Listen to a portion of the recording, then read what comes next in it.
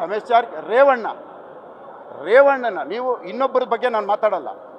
ರೇವಣ್ಣನ ಎತ್ಕೊಂಬಂದು ಮಾಡಿಬಿಟ್ಟು ದೇವೇಗೌಡರು ನೀವು ಕೋರ್ಟಲ್ಲಿ ಇನ್ನೂ ಬೇಲ್ ಆರ್ಡ್ರಿಗಿತ್ತು ಹೋಗಿದೆ. ದೇವೇಗೌಡರ ಮನೆ ಬಾಗಿಲಲ್ಲಿ ಪೊಲೀಸವ್ರು ನಿಲ್ಲಿಸಿ ಕೊಳ್ಳುಪಟ್ಟಿ ಹಿಡ್ಕೊಂಡು ಎಳ್ಕೊಂಬನ್ನಿ ಅಂತ ಹೇಳಿದ್ರಲ್ಲ. ರೇವಣ್ಣ ಏನು ಓಡೋಗ್ಬಿಡ್ತಾ ಇದ್ರಾ? ರೇವಣ್ಣ ಏನು ತಲೆ ಮರೆಸ್ಕೊಂಡು ಹೋಗ್ತಾ ಇದ್ರಾ?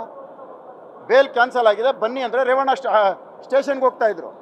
ದೇವೇಗೌಡರ ಮನೆ ಬಾಗಿಲು ತಟ್ಟಿ ಎಳ್ಕಮ್ಮ ಅನ್ನೋದೇನಿತ್ತು? ಇಷ್ಟೊಂದು ದ್ವೇಷ ಯಾಕೆ ಬೇಕಾಗಿತ್ತು ಡಿ ಕೆ ಶಿವಕುಮಾರ್ಗೆ? ದೇವೇಗೌಡರ ಮನೆ ಹೊಡೆದಾಕ್ಬಿಟ್ಟು ಬಾಗಿಲು ಹೊಡೆದು ಎಳ್ಕಮ್ಮ ಅಂತ ಹೇಳೋದು ಇವೆಲ್ಲ ದೇವ್ರ ಮೆಚ್ತಾನ? ದೇವ್ರ ಮೆಚ್ಚೋ ಕೆಲಸನ ಇದು? ದೇವೇಗೌಡರ ಹಿರಿ ಜೀವ ಮನೆಯಲ್ಲಿದೆ, ಅವ್ರ ಎದುರುಗಡೆ ಎಳ್ಕಂಬ ಕೊಳ್ಳಪಟ್ಟಿ ಇಳ್ಕಂಡ ಅಂತ ಹೇಳಿದ್ರೆ ಇವೆಲ್ಲ ದೇವ್ರು ನೋಡ್ತಾ ಇರ್ತಾನೆ. ಇವೆಲ್ಲ ಕರ್ಮ ಇವು. ದೇವ್ರವನವನು ಇದ್ದಾನೆ. ಇವತ್ತು ನನಗೆ ಗೊತ್ತಿದೆ, ನಾನು ಮೆಂಟಲಿ ಡಿಸೈಡ್ ಆಗಿದ್ದೀನಿ. ನಾನು ಸತ್ರು ಚಿಂತೆ ಇಲ್ಲ. ನನಗಾಗಿರೋ ನೋವು ಬಹಿರಂಗಪಡಿಸ್ಬೇಕು, ಅದಕ್ಕೆ ಮಾಧ್ಯಮದ ಮುಖಾಂತರ ಬಹಿರಂಗಪಡಿಸ್ತಾರೆ.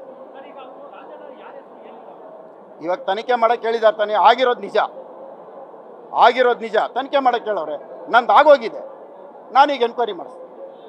ನಾನಿವರು ಹೋಮ್ ಮಿನಿಸ್ಟ್ರಿಗೆ ಇವಾಗ ಕಂಪ್ಲೇಂಟ್ ಕೊಡ್ತೀನಿ. ಕಂಪ್ಲೀಟ್ ಚರಿತ್ರೆ ಅಶೋಕ್ ನಗರ್ ಸ್ಟೇಷನಲ್ಲಿ ಧರ್ಮೇಂದ್ರ ಬಂದು ನನಗೆ ಹೇಳಿದ್ರನ್ನ ವಿಡಿಯೋ ಫುಟೇಜ್ ಇದೆ, ನನ್ನ ಹತ್ರ ಮಾತಾಡಿರೋದಿದೆ, ನನಗೆ ಬಂದು ಎದುರಿಸೋರೋದಿದೆ, ನೀನು ಒಪ್ಕೋಬೇಕು ರಾಜೀನಾಮೆ ಕೊಡೋಕ್ಕೆ ಅಂತ ಹೇಳಿರೋದಿದೆ.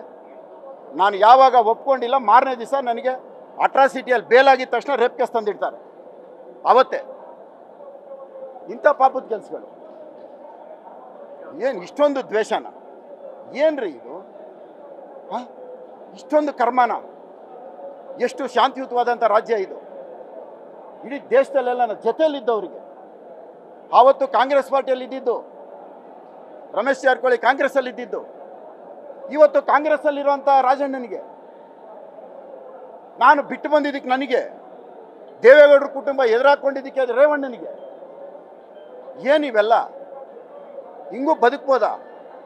ಇಷ್ಟು ಕೆಟ್ಟಂದಲ್ಲಿ ಬದುಕ್ಬೋದಾ? ಇದು ಒಳ್ಳೇದಲ್ಲ. ಇದು ಥ್ಯಾಂಕ್ ಯು. ನ್ಯೂಸ್ ಫಸ್ಟ್ ನಿರ್ಭೀತಿಯಿಂದ ನಿಮ್ಮ ಪರವಾಗಿ.